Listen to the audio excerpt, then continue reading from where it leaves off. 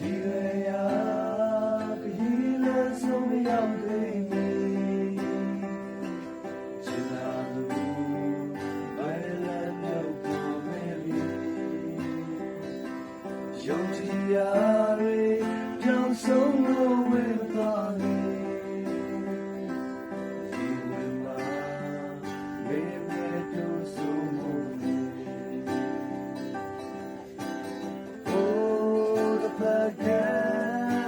တရားဒေသနာ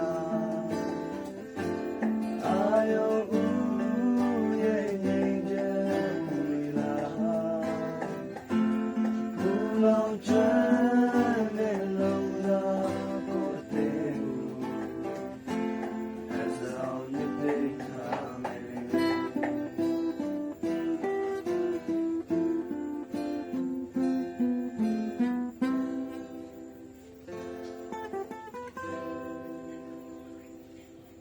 Got him.